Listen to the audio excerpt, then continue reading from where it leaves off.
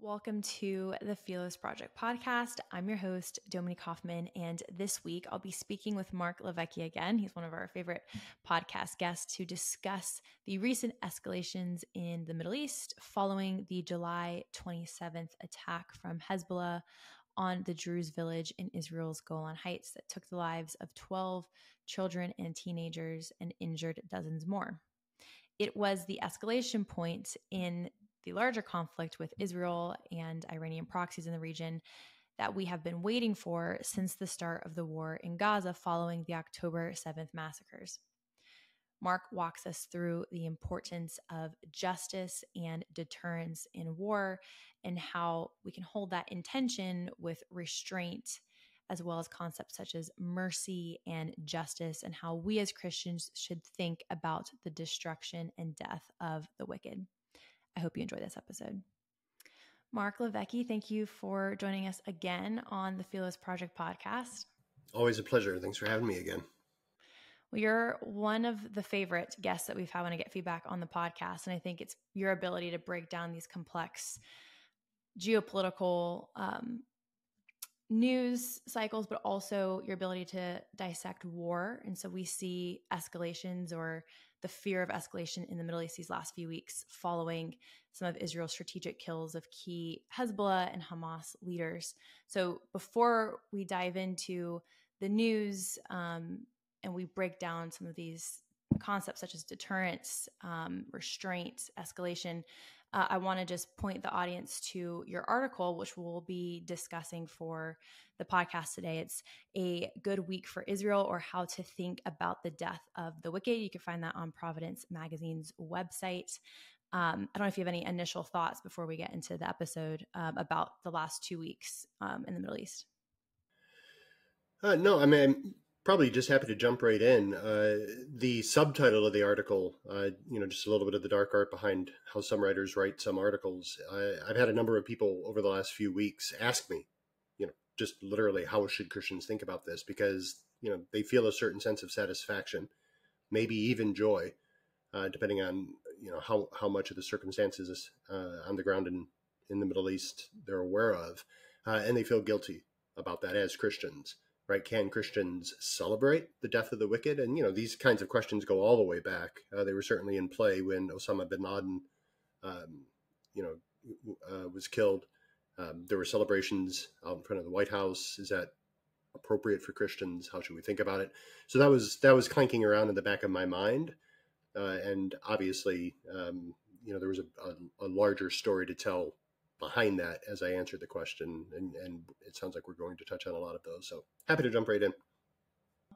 Okay, so for the audience's background, on July 27th, an Iranian-made missile was fired from Lebanon. It hit a Druze village in the north of Israel in the Golan Heights. It hit a soccer field where children were actively playing soccer.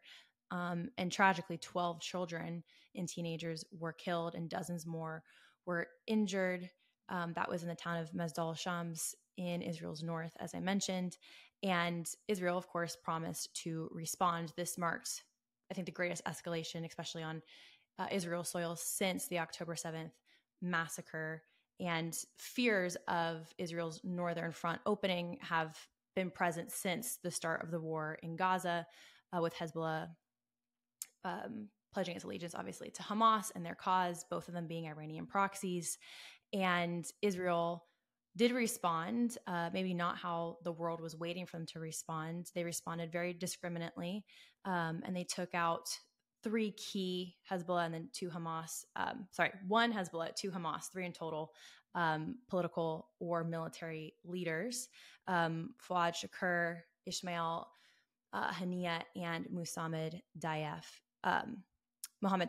Could you maybe provide some context to your audience? Why are these 3 leaders strategic for Israel to take out, and what's the gravity of these killings? Yeah, it's obviously a good question. The gentleman up in Lebanon, that's Shukr. I don't know how you pronounce it. I'm going to butcher the poor man's name. Shukr. Yeah, I don't know. But there's a certain American glee over his getting smoked in one sense, because he's been implicated going all the way back to the bombing of the Marine barracks in Beirut during the presidential administration of Ronald Reagan. So he's somebody that's been on the American hit list for quite some time. And these are always sorts of open questions. If he was so high ranking, how come we didn't get him until now? There's probably a million reasons for that. But nevertheless, a certain satisfaction can be taken that brings, one arc of justice full circle. He's somebody who has been at war with the United States for decades, and there's American blood on his hands. Very specifically, as you said, he was responsible or directly implicated in the rocket attack that killed 12 children. And in part, his death is significant because Israel is reminding the world that you can't simply kill children and expect to get away with it, not in Israel. And that's a good thing. And I don't know all of the sociological dimensions that are at play here. But it seems to me at least noteworthy to remember that these aren't Jewish children who were killed. These are Muslim children who were killed, right? Druze. And Israel will protect their own, and their own is very expansive, and that's not always the case of Israel's enemies. It's not Israel for the Jews only. Israel is a shelter for a pluralistic community. One of the only existing in the Middle East, and I think this drives that home. So he's somebody whose death was militarily and morally appropriate because he was directly implicated in a very recent attack on non-combatants. The gentleman in Gaza was the head of the Hamas military brigade, and he's been long implicated in the October 7th attacks against Israel. So his getting taken out was both, appropriate through, a lens of justice. He got what he was owed for doing what he did on October 7th. And then just militarily, he's a senior military commander of a force with which Israel is at war. And it is appropriate and meaningful for them to take him out. And that goes hand in hand with Haniyeh, who was killed in Iran, in Tehran. And his death has multiple dimensions as to why I think it's significant. One of them, just to keep it close to Diaf, is that Haniyeh was the head of the political arm of Hamas. And one of Israel's war aims is to dismantle Hamas's military and political ability to be, the military and political authority in Gaza. And so by taking out the heads of either one of those arms, I think it's a significant step forward in their meeting their war aims. Some people have blanched at Haniyeh being taken out because he's a political leader, and there's some question as to whether or not you can target political leaders in a time of war. Obviously, he's fully in support of what happened on October 7th, even if he wasn't directly to blame for it. He's heralded it, he's advertised it, he's rejoiced in it. He is also obviously, or maybe not so obvious, but he is a sort of a broker between Hamas and Iran in Iran's capacity as the Hamas kind of sugar daddy who pays for the malevolence that Hamas perpetrates. And so as a key figure in facilitating the war efforts of Hamas, to my mind, he's perfectly targetable. I do make a caveat in the article that I'm not entirely sure, to be honest, whether or not Haniyeh's death or killing, strictly speaking, is in accord with international law. I do make a slightly snarky claim that as an ethicist, I'm not terribly concerned with whether or not it was legal, which on the surface sounds, terribly scandalous. But sometimes law needs to catch up with morality. I think that's self-evident. And this may be one of those cases where, if not strictly speaking in full accord with international law, I think it's perfectly in accord with both just war moral reasoning and Hebraic moral reasoning. I think his death was warranted. There's another dimension to it that I think is worth mentioning, the fact that he was killed in Tehran. Almost surely Israel could have taken him when he was in his home base of Qatar. They haven't, and there may be lots of political reasons for that, not wanting to upset the government in Qatar, but taking him in Tehran when Iran is clearly the financier of both Hezbollah and Hamas, sends a message to Iran. We know you're behind this. Everybody knows you're behind this. 12 of our children were just murdered. You're to blame for that. You're a part of this. If we can get him in Tehran, we can get anyone in Tehran. Stop. Right? And I think that's kind of the overarching sort of side message beyond simply justice, but beyond Haniyeh simply being given his due. That ought not to be missed. I think that's an important message, and I think it's one that Iran has received. And then the third thing I would say just about the significance of what happened to Haniyeh in Tehran and how it happened is what you've already touched on, which is Israel's, and I know this is going to sort of blow the ears off some, but it's another example of Israel's ongoing proportionality and discrimination. They killed Haniyeh and a bodyguard, as I understand it. It was incredibly precise, incredibly discriminate, and it could have gone in all sorts of other ways. But it was a modest strike against a very deliberate target. Israel could have done more. I think they are inviting Iran to recognize that we had one interest there. That interest has been accomplished. You ought to stand down. I also think it's symbolically important, as you mentioned, that he was taken out in Tehran, because you see, people in the West, which is so crazy, mourning Haniyeh's death, all these pro-Palestinian protesters here in the US, because he was, the peace negotiator for a ceasefire. And this argument in the West is emerging that, Israel doesn't want peace. So they took out the head negotiator, which is just so fallacious. I think it's one of the most revisionist histories or ways to spin current events on the ground. And I think it directly shows the tie between Hamas and Iran as a proxy for those who want to deny it. The fact that he was taken out in Tehran, I think also sends that signal.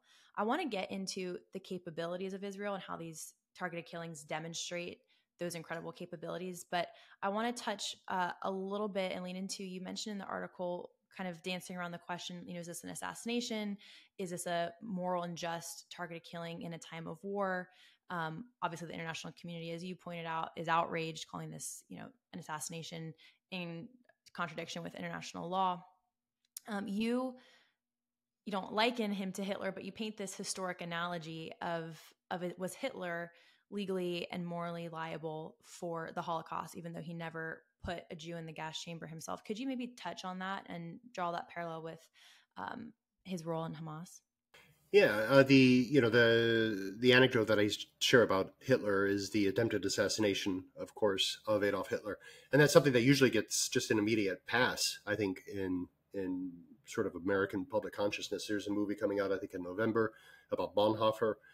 It's going to touch on, the assassination attempt, and Bonhoeffer, in most circles, not all, I'll self-correct myself there, but in most circles, Christian circles in America, he's considered a hero for that particular role that he tried to play in the assassination of Hitler. And the point that sometimes is made is that Hitler himself never directly killed, as far as we know, a single Jew, right? And in the piece, I liken him to another sort of nasty fellow named Streicher, who was just a publisher of anti-Semitic newspapers and, more reprehensibly, anti-Semitic children's books. And he was one of the first Nazis tried and condemned at the Nuremberg trials for inciting genocide. And in fact, he was hanged. And what's notable, in fact, this is probably true of most of the people implicated and killed, executed at Nuremberg, they didn't have a direct hand in killing Jews. They facilitated it. They gave the orders. They created the mechanisms, but they were not, for the most part, trigger pullers themselves. They didn't drop, the Cyclone B into the gas chambers. They didn't march anybody into a forest and dig a trench and execute them. But they were understood to be responsible to enable these activities, to help create a culture, both politically, socially, and militarily, that empowered genocide. And it was rightly understood that they are special and unique sorts of monsters moral monsters for having done these things. It pays to remember that very few sort of frontline soldiers were directly implicated in these sorts of things and executed for them. Sometimes they were tried if they were guards at Auschwitz, things like this. But we sense that there's a difference between the top-down facilitators and maybe the bottom-up literal executioners. And that simply because you're not directly implicated in a kill doesn't mean you're not morally or legally responsible for that kill. And so the analogy I draw is that if it was right for us to go after Hitler, or right for anybody to go after Hitler, then it's certainly right for us to go after specific people like Haniyeh, who, though he may not have fired a single rocket or ordered a specific strike, he is facilitating a network that does those things. And Iran doesn't get off as a sort of a non-combatant entity either, because they are directly funding this, and they're encouraging, they're providing training and provision, safe harbor. If you don't want terrorists killed in your capital city, don't harbor terrorists in your capital city. That's maybe one lesson people could draw from this. Seems a sensible one. That's just to kind of identify some of the moral grounds for it. And there is this question, mostly maybe semantic, about whether or not what happened to Haniyeh was an assassination or a targeted kill. Assassinations are usually reserved for, the killing of political figures, so check. For political reasons, check. But very often of people that you may not be in a state of war with. There's sort of a normal circumstances going on or normal political relations. And targeted killings are specific people within war that you mean to kill. The unmanned aerial program in the United States that has dossiers on very specific characters in downrange, identifies them as viable targets, finds them and kills them. That's a targeted kill. It's not an assassination. When they're political figures, it gets a little bit more maybe complicated. I'm not sure there's a terribly important practical outcome to that, but it is important because assassination is almost always, at least said in the first instance as a pejorative. It may be important to say, well, there's some distinction here between what happened to Haniyeh and what happened to JFK. These are not in the same moral universe, right? They're very different actions. So I think the point in the article is simply to draw some space between those two things. However, when I talk about it in public, I'll call it the assassination of Haniyeh very often. Maybe that's a little sloppy in my language. There are distinctions. But in everyday usage, we say assassination. That's probably okay. Well, it's such a gray area as we're talking about these definitions. And Haniyeh is a political leader, but his relationship with the very militant arm of Hamas is very gray. And I would say, he's largely responsible for creating, as you mentioned, the culture that has propagated an entire generation of young Palestinians to then act out an October 7th massacre. So I think the analogy or the historic comparison is really important. We've talked on another podcast episode about the need to both destroy Hamas and delegitimize Hamas. And I think of Haniyeh and Daif. So you have the political head and the military head. Taking out both of those figures achieves both of these aims. I don't know if maybe you can expand upon how these killings, you mentioned it in the opening, but help Israel achieve their war aim in Gaza. Yeah, and in one sense, it's whack-a-mole, right? So, Daif has probably already been replaced, probably by somebody just as, if not more, reprehensible. So in one sense, probably people could argue, you haven't done much, but then you can argue that about every time you take out an enemy combatant or anytime you make an advance in a war aim. All of these things are slow steps toward the war aim of victory. And so this is a significant one in that you've taken out a significant commander. That has to rattle them. That has to slow down operations. That has to make them think twice. It's also important because Daif, as far as I understand it, was taken while hiding himself within a refugee community, which is just, par for the course on the one hand for Hamas, but, yet another illustration of the manner in which they continue to fight. Which it's always interesting to me, because for Daesh to hide himself among refugees signals to anybody who's paying attention that Daesh thinks by hiding among refugees, Israel might not kill him, which means that Daesh knows something about the way that Israelis fight that is admirable, that they will not take you out if they think they have to take out a whole bunch of refugees as well. Now, that gets contradicted in one sense frequently enough, because sometimes the hits have to happen even at enormous civilian costs. But Daesh is admitting something about the Israeli manner of fighting. And in this particular instance, as far as I understand it, they were able to take him out without a lot of collateral damage, which is an enormous good. But Israel has to destroy Hamas's ability to marshal a fighting force, to be able to command that fighting force, and to be able to finance that fighting force. So by taking out the political and financial agents of Hamas, and by taking out the commanders, that's simply a practical, normal step in advancing war aims.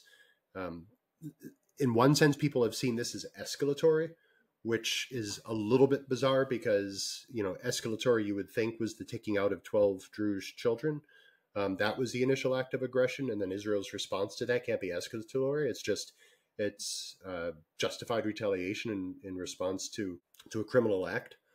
The taking out of Haniyeh is certainly provocative, and it may be escalatory, but there's different ways of escalating, which seems important to me. One kind of escalation is incredibly close to deterrence, and I think the taking out of Haniyeh is something that is akin to deterrence.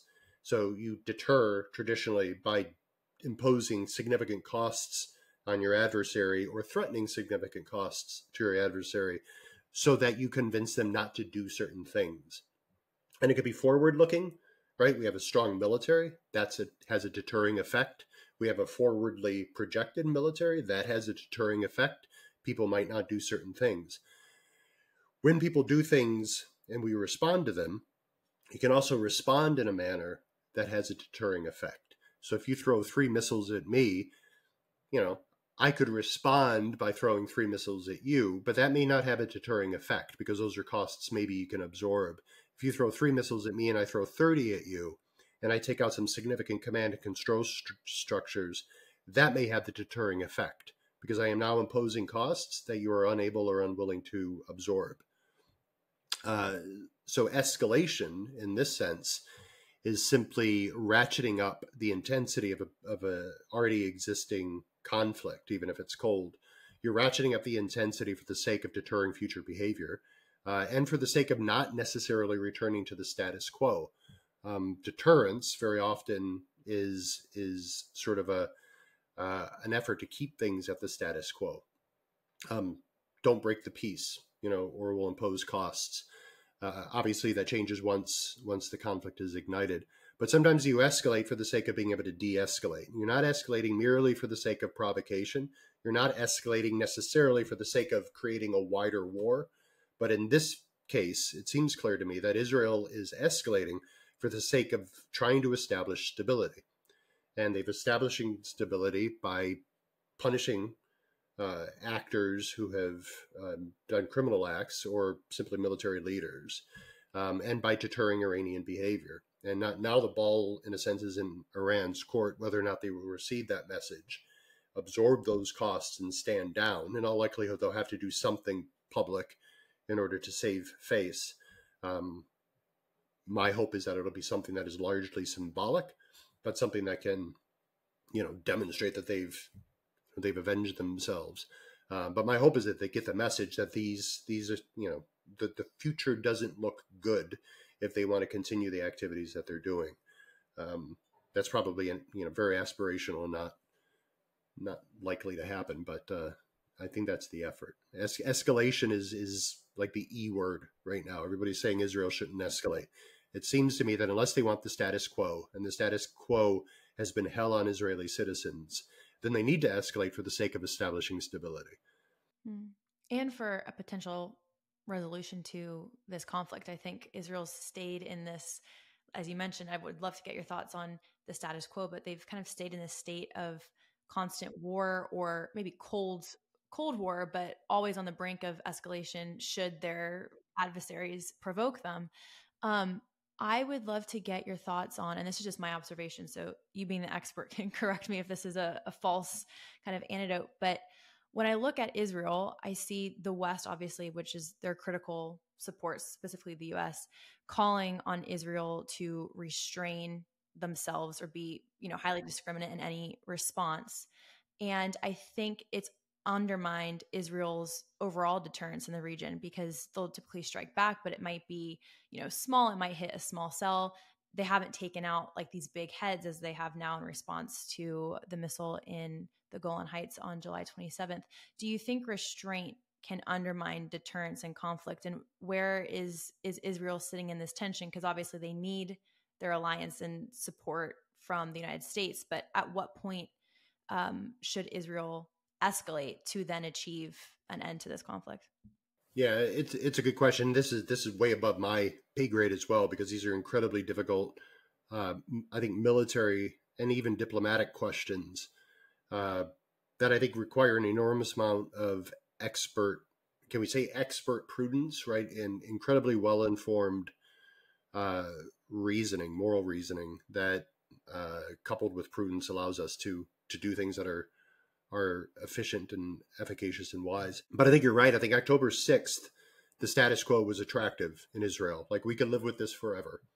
And then I think on October 7th, the status quo became unacceptable, because the status quo we discovered, even though we probably knew it already, is simply an opportunity for those who want to drive Israel into the sea to stock up, to dig tunnels, to move men and equipment into position for a large fight.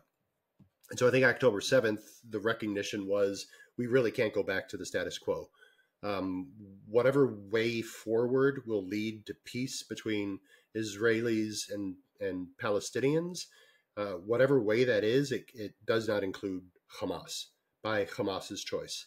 So Hamas has no real role to play in any sort of peace process in the Middle East. If Israel ends up having to negotiate a peace with Hamas, that is a band-aid and a temporary thing before the next conflagration, because unless Hamas radically changes and even abandons their stated reasons for existing, which is the annihilation of the Jewish people, there will be no peace. And so the status quo was unacceptable. And so to demand that Israel go back to that status quo is it's not just foolish, but it's also almost certainly rhetorical. I think all the various actors here have to make certain kinds of posturing moves to signal certain things that diplomacy requires be signaled. And I assume one of the things that we have to signal is that we really don't want to see an intensification of the violence already happening. We want everybody to stand down. But surely the wise politicians in the United States and our military leaders recognize that Hamas does not have a place in a peaceful Middle East, and that Iranian financing of proxy fights against Israel has to stop before there's an end to the violence in the Middle East. Again, if Israel stops fighting Iranian proxies, then eventually Israel will cease to exist. The moment that Iran stops funding proxies to fight with Israel, the whole Middle East moves closer toward peace. That just seems like a truism. No matter what you think of the conflict and all the rest, that simply seems true. Israel will never strike Iran if Iran doesn't strike first, or if Iran doesn't rattle nuclear sabers or whatever it happens to be, threaten Israel in some way. So the idea of asking Israel to restrain themselves would be a bit like asking us to restrain ourselves after 9/11. If all you're asking is for us to be proportionate and discriminate, fine, fair. But let us do the job that has to be done. Israel needs to be given the time and the space to destroy Hamas, and then there's better possibilities for peace in the Middle East. And we should support that. And I would love us to just be able to articulate that and to say, everybody's just got to stop. Otherwise, Israel needs to do what it takes, proportionately and discriminately, to bring peace in the Middle East. And I think appeasement is so dangerous because we even see the emboldenment of Islamism now in Europe. I think Taylor Swift's concerts, 3 of them were just canceled in Vienna because ISIS tried to carry out a chemical gas, I believe it was, terror attack. So now we're seeing that kind of bleed out into the Western world because the Islamists are looking to the Middle East, that theater, and they see the West largely kind of hoping for appeasement as a means to the end of the war instead of justice, which I would love to get kind of your thoughts on justice. We've talked about justice a lot on other podcasts. You've mentioned it in this one as well. There seems to be this overall sentiment in the West that justice or justice for Palestinians or for this war would be a ceasefire, again, kind of along the lines of appeasement, standing down. In the article, you very astutely point out that these targeted killings, they are justice for past actions. So for the October 7th massacre, the Druze village, horrible missile incident, but they also deter. So we talked about deterrence. Why is justice so important, even if it's uncomfortable for us here in the West versus, just a ceasefire and return to the status quo? Yeah. So justice is important for a number of reasons, right? You could break it down. You could say, there are in these kinds of actions, in criminal actions, there are at least 3 agents that are involved, three people that are involved. There's the aggressor, right? The victimizer. There's the victim. And then, there's at least those 2. And then we could say that in some cases, there's the rescuer or the provider of justice, right? And justice plays a role in all 3 entities. So justice is important in the first case for the victim because justice, to take a step back and put first things first, justice is giving to each their due, right? It's giving what is owed to another. And so it's that baked into that is both a sense of rights. Certain people are owed certain things, but also responsibility. Other people owe those things to those people to whom they're owed. And justice is simply giving to each their due. So if that's true, then when it comes to victims are due justice in part because they need vindication. They need to be declared that they were innocent of what happened to them, that what happened to them ought not to have happened to them, and that therefore costs should be imposed on those who wrongly harmed them. That's to say that victims matter. That's to say that their memories are important. And that's to say that harms against the innocent ought not to go unpunished. Justice is owed to the aggressor because what is due to them is punishment. And this is both punitive for the sake of the victim. It's deterring for the sake of preventing future victims. But it's also, in a very maybe specifically Hebraic way, it's an act of love toward the aggressor because you are saying what you do matters. The actions that you freely choose, and we can quibble about what it means to be a free actor. I know that history affects the will of those Palestinians who hate Israelis, and that some of that hatred is understandable and justified, and that if I was a Palestinian father living in Gaza, I do not know how my experience of history would affect my will. So all those things are understood, but there are still certain things, October 7th, that no matter what has happened to you, you know October 7th is wrong, period, and ought never to have been done, right? And then to have done it means that you are now an aggressor, unwarranted and unjustified aggressor. And what is owed to you is justice. And it's to say that your actions are so important that we cannot ignore them. And not only that, but to be given permission to act in unjustified ways might habituate one toward continuing to do unjustifiable actions. And that if we are allowed to continue to do unjustifiable actions, we become the kinds of men or women who indulge in vice rather than indulge in virtue. And that has all sorts of personal effects. One among which is that it eliminates my desire or taste for heaven. I will not want to stand in the presence of the holy if I am somebody who simply indulges in vice. And so we correct one another out of love because we want to turn one another from wicked things that will have wicked effects on our soul.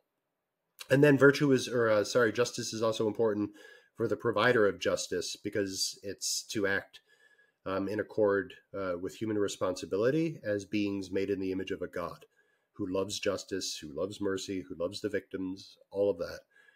You go back into Genesis where God says, I'm going to demand an accounting for blood, right? If somebody sheds human blood by human beings, their blood should be shed, for they are made in the image of God, right? And sometime I think it's right to say that this is an argument being made in the image of God for the sanctity of life. I think that's correct. But I think that clause for they are made in the image of God also pertains to those who will shed the blood of those who have shed innocent blood because they are made in the image of God.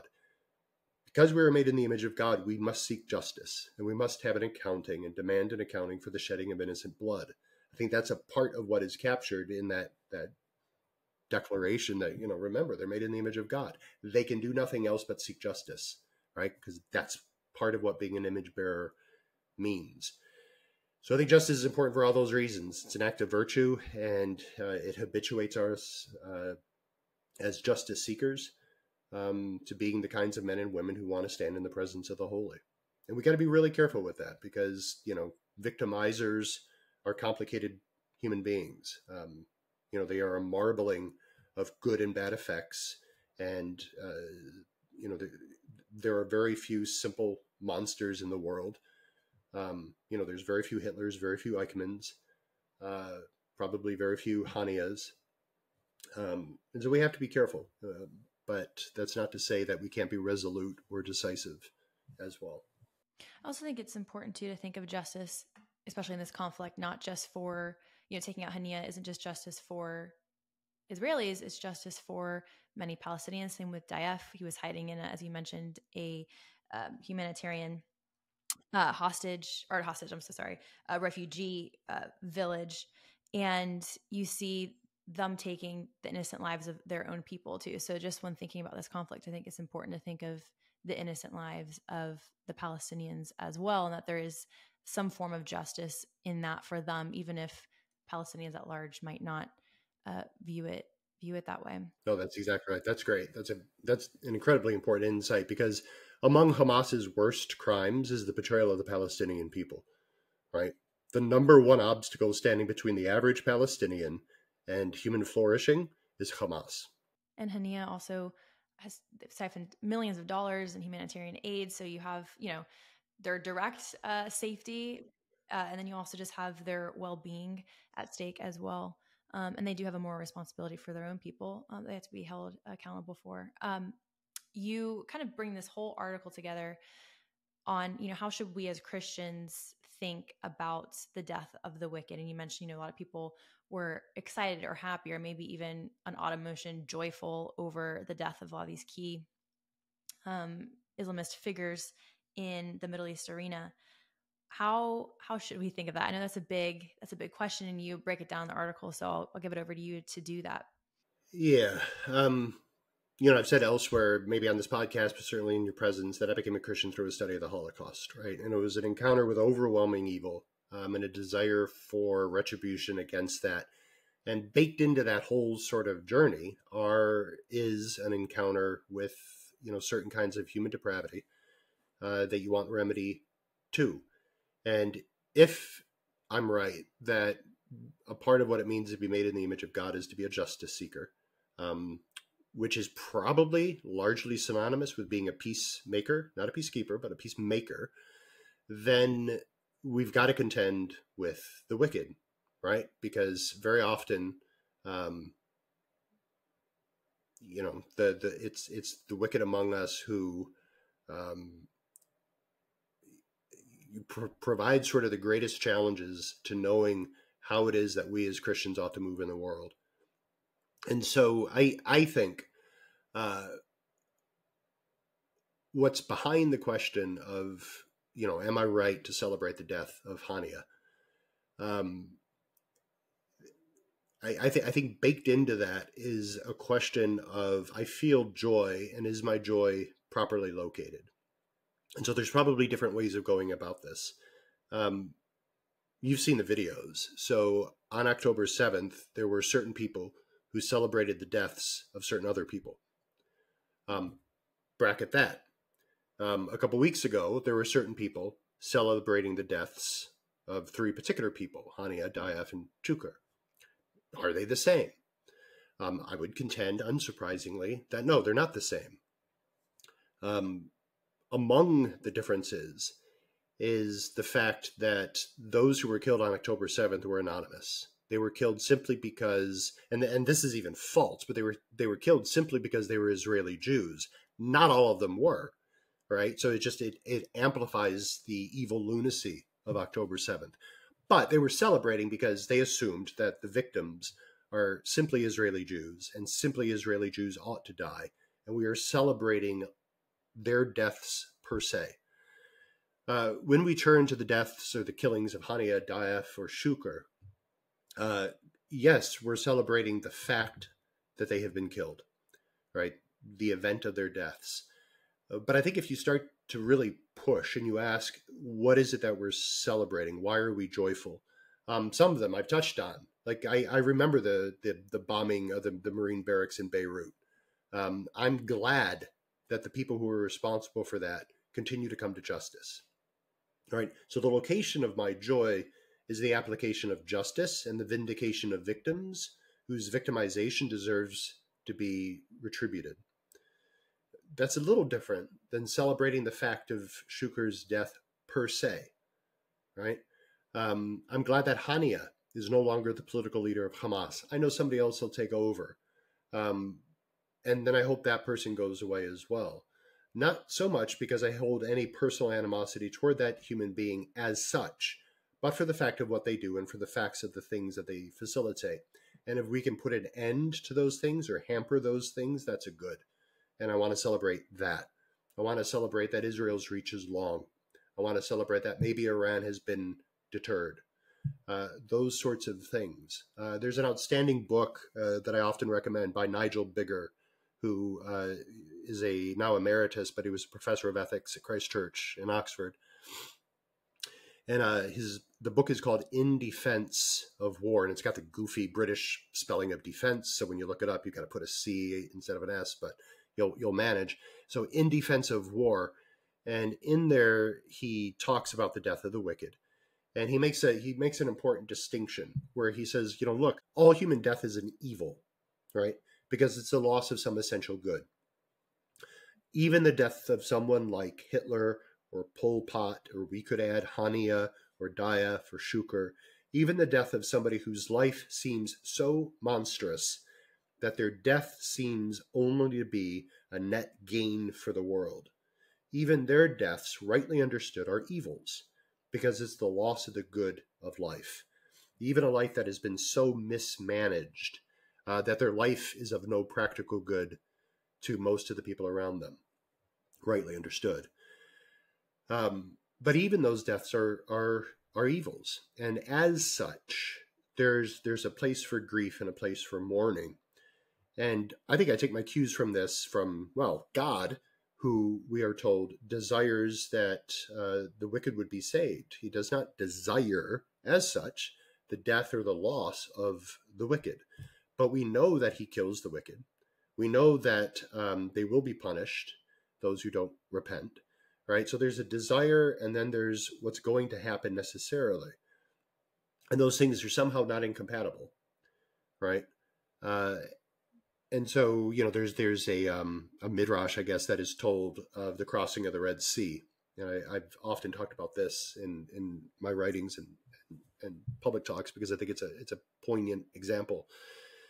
But the story goes, that the Israelites are being run down by the Egyptians as they cross, between the walls of water of the Red Sea.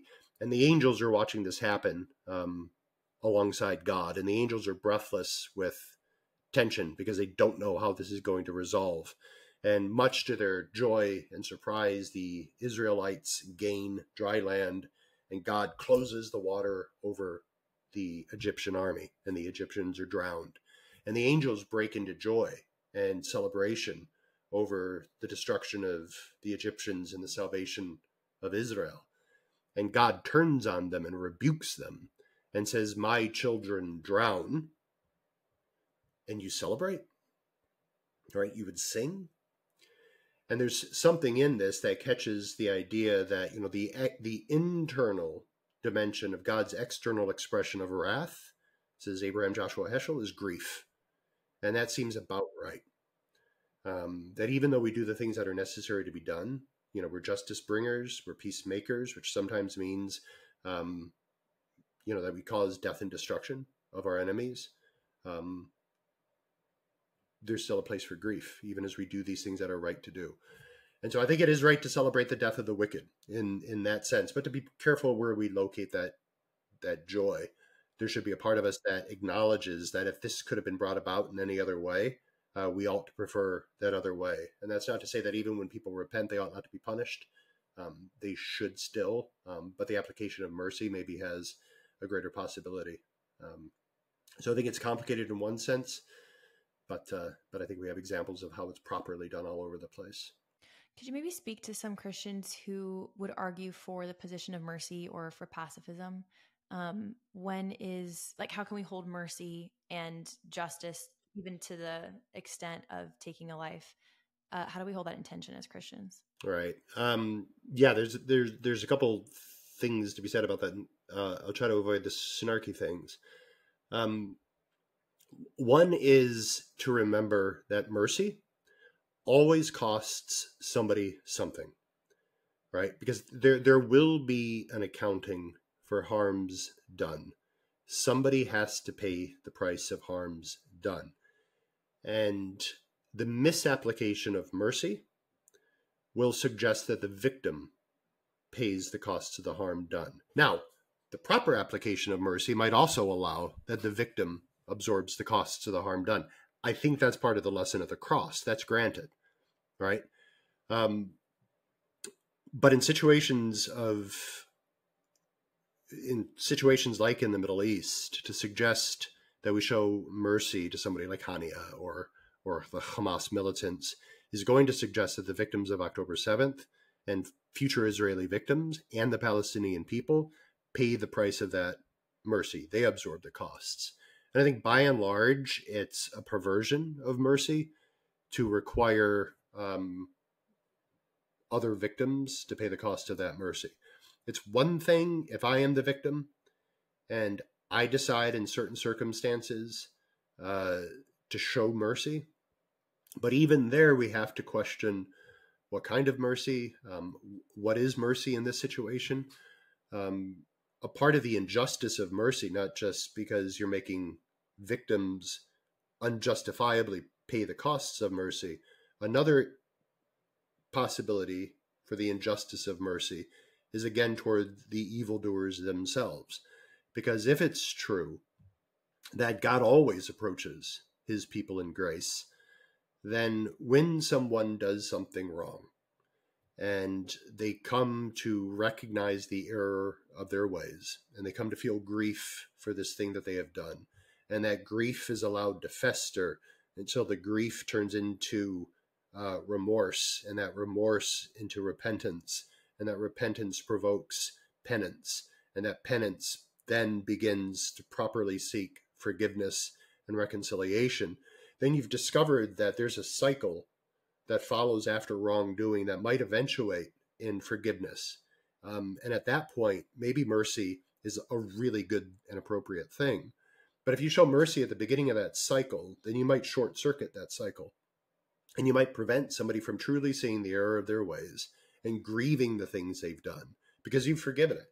You've said the victims here don't matter. What you've done freely isn't all that important. I'm just going to ignore it.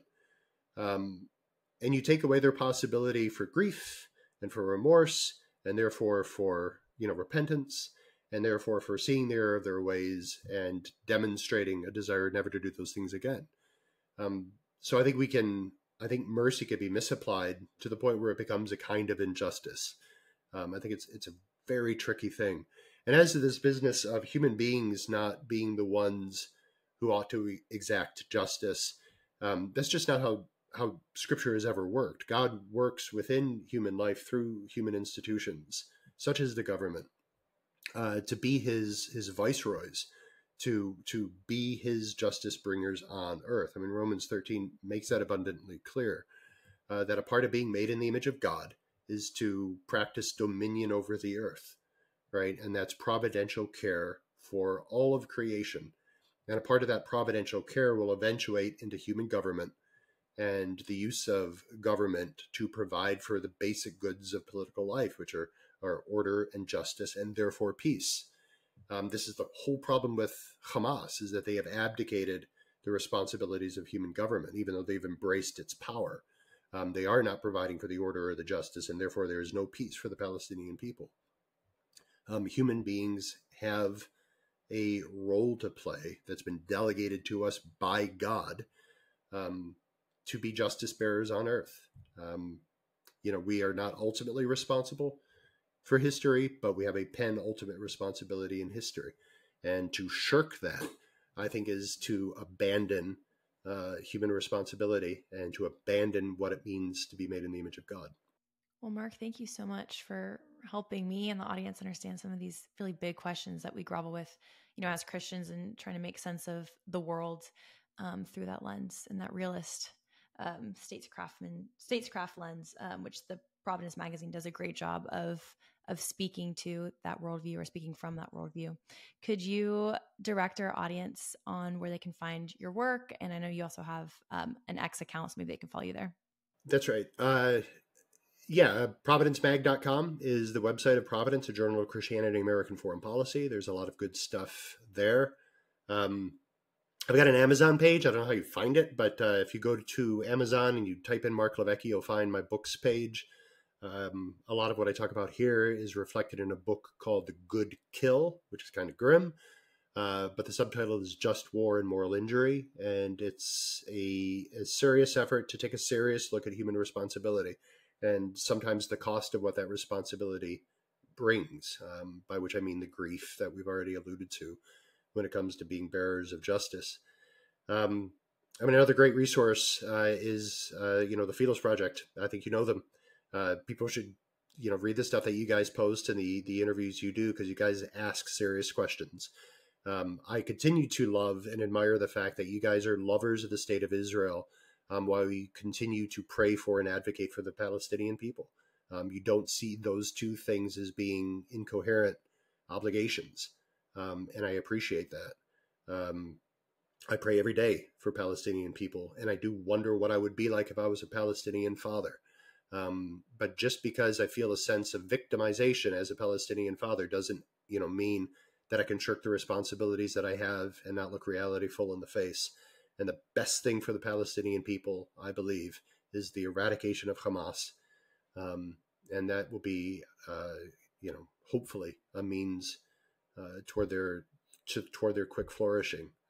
They have every capacity to be a flourishing people, and it is a crime that is being taken from them by their own government. Those are some powerful words. I'll just leave the mic drop there for the episode. There it is. I cannot follow that up. But thank you so much, Marc. Hopefully we'll have you on soon.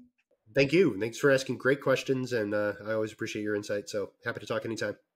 Thank you for watching this week's episode of the Philos Project Podcast. If you would like to learn more about just war theory, in addition to pointing you to Providence Magazine to read Marc's work, we've done many podcast episodes with him. You can find that in the Philos Project Podcast playlist here on YouTube, or on Spotify and Apple Podcast, or wherever you listen to your podcast. Marc has also taught at our Pathfinder retreat. His lecture is live on our YouTube channel, and I encourage you to go watch that. He discusses just war theory and the need to both destroy and delegitimize Hamas in the war in Gaza. The Philos Project is a nonprofit. If you would like to give to our educational offerings, there'll be a link in the description below. And as always, thank you, and I'll see you next week.